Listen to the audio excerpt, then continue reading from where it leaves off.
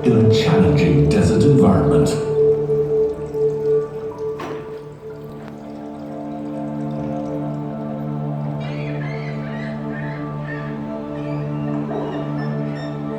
Two centuries ago, we were a small coastal settlement, and the creek was inhabited on both shores. When the men went out to sea, the town would feel empty. Women took care of the household and the community. We enjoyed watching our children dive into the creek. They would play with toys that they had shaped from pieces of driftwood and dream of the day when they would sail with their fathers. Most of us lived in houses made from material provided by date palms. Drinking water was a constant worry. We managed by getting water from local wells. We survived on dates, fish, camel milk and bread. Rice was imported and expensive. Our diet was supplemented by goods and spices from India, Persia, and East Africa. Life was simple. The creek was tidal and unpredictable, and boats could easily run aground at low tide, while at other times, our houses were flooded. However, God protected us, and change for the better was coming. Almost overnight.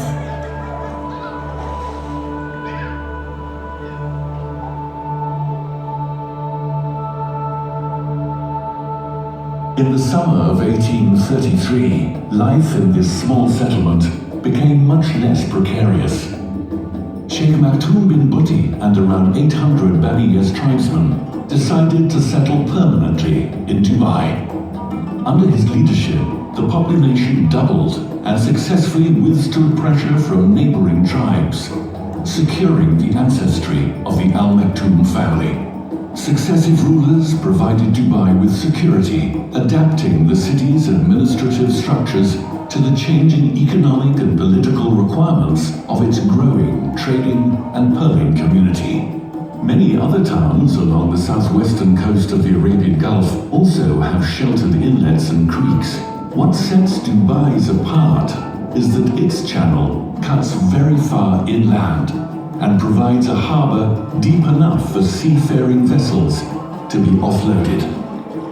The Al Maktoums realized the economic value of this advantage. In 1902, Sheikh Maktoum bin Hashar reduced import tariffs, establishing Dubai as a free trade port.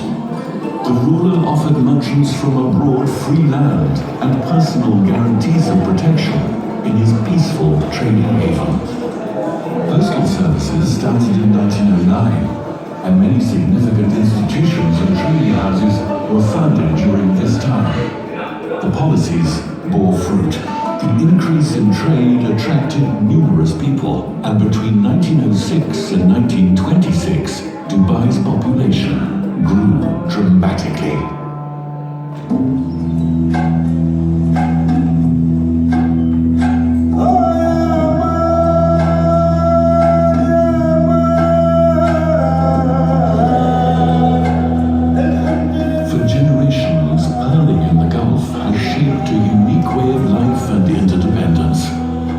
Many prominent Emirati families were involved as traders and merchants.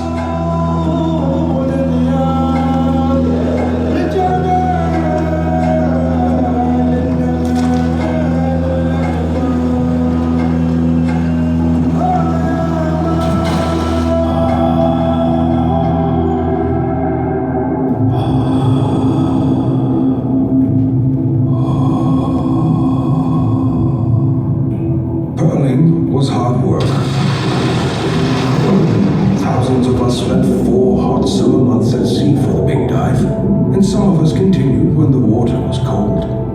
We would dive every day to the maximum of our abilities. We spent a minute on the bottom collecting as many sharp shells as possible, while we were always aware of the sea creatures around us.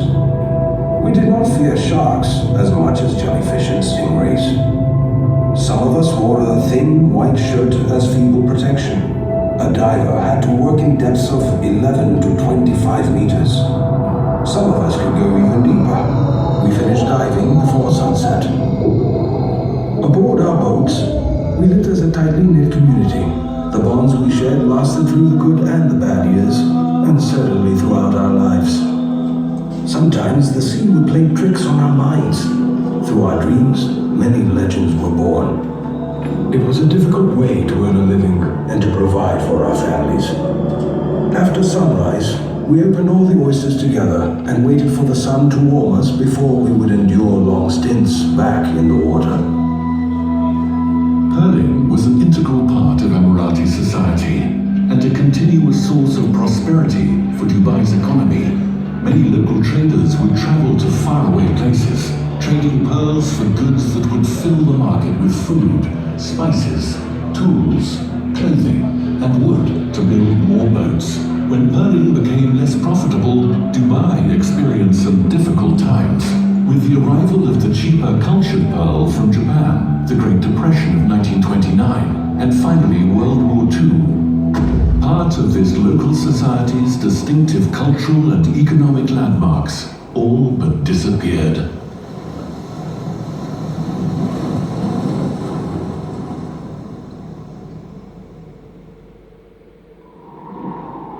During the war, trade around the creek was hindered, which plunged the population into an economic crisis. After the conflict, commercial activities were at an all-time low, with goods slow to return. There were minimal medical services, few formal schools, and people had to fend for themselves. With the demise of the pearling industry and fewer boats going out to sea, many men had to find work elsewhere in the Gulf, leaving their families behind. Sheikh Said bin Maktoum Al Maktoum understood that in order to aid his people, Dubai would need a strong, modern economy. Thanks to his progressive vision on trade, he brought the merchants together, reduced import and export tariffs, and restored Dubai's reputation as the warehouse of the Gulf. Gradually, Dubai overcame its difficulties. Under Sheikh Said, an ambitious multi-generational program of modernization and building began. Sheikh Said was instrumental in securing the first hospital for Dubai. It was the only one in the 32,000 square miles of the crucial states. Prompting the British Bank of the Middle East to open an office along the harbour. Thanks to Sheikh Said's vision, businesses and services thrived. This enlivened markets to the extent that Dubai would soon see its first independent financial institution. During the rule of his son Sheikh Rashid, the National Bank of Dubai was founded. Unfortunately, the creek's role of being at the forefront of Dubai's prosperity would be challenged again, this time by nature itself. Trade and oil exploration in the Middle East was picking up. The Dubai Creek was much in demand, as heavy equipment that was needed for the region's new economic activity, along with consumer goods, were imported. The silting of the creek became so pronounced that boats often ran aground and had to be dragged off the sandbanks. Many shipments were lost. In 1954, Sheikh Said bin Maktoum Al Maktoum's son, Sheikh Rashid bin Said Al Maktoum, ordered a survey of the extent of the silting. By 1959, the dredging of the creek was complete. Despite some years of inconvenience caused by the dredgers, Dubai was now the port of choice for shipping agents and private ship owners alike. Sheikh Rashid said that in the past Dubai had been built around the creek, but the time had come to build a creek around Dubai's future. Continuing his father's eagerness for Dubai's prosperity, Sheikh Rashid began by creating a municipality in order to introduce modern administration. A municipal council and chamber of commerce were formed to gather the input of the merchants in planning future developments. A police force was set up, and later a survey was initiated in order to provide better water supplies. The Dubai electricity and telephone companies were also created. Ever-growing trade and travel now took to the air, so an airstrip was built near the creek. Within 3 years, jet aircraft would use the brand new airport. The international shipping agency Gray Mackenzie was instrumental in the growth of Dubai during this period. Also, to avoid long detours around the head of the creek, the Maktoum Bridge linking Dubai to Dera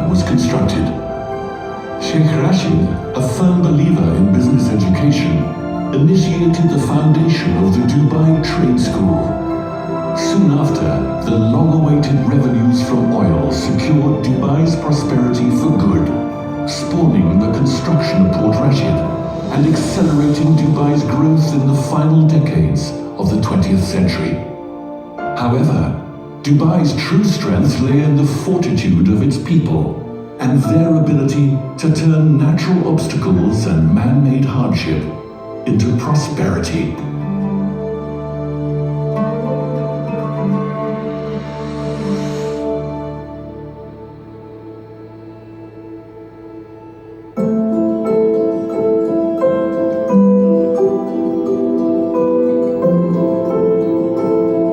Come, my friend. Let us make our way through this magnificent land today. Let's make our way between stunning harbors and lively souks. Bring along the pen and paper. Let me collect memories old and people's adages. Let us pause when we get to the bridge, looking and staring. A picture in my mind becomes a page. The skyline of Dubai, let me behold. Marvel the vista painted by streets and buildings around, where the creek flows like a river. Upon sunset, the reflection of the water shines. Here ships come and ships go, crisscrossing the water like convoys and caravans, or a pageant in parade. Let the last thing we see be this wonder of wonders, this wonder of time, this wonder of place.